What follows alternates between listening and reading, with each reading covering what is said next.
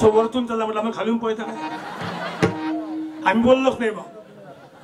मग राम आला, मग विचार सीता सीता.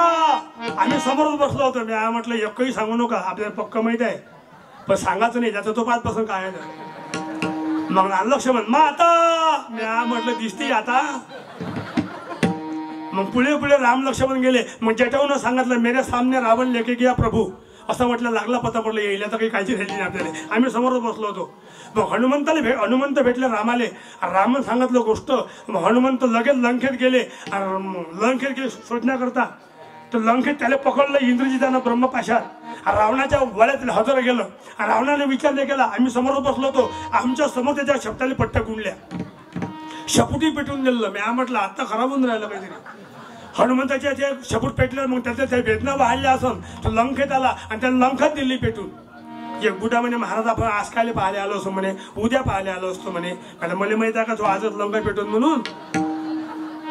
ह्या आग हे लंका पेटून राहिली. राय राय आग ना आमच्या अंगावर आले पाहिजे. आम्ही समोर बसलो होतो. मी म्हटलं टाकीच पेटते आता. मग सारे बुढे आम्ही उठलो, एका कोपऱ्यात चाललो गेलो. मग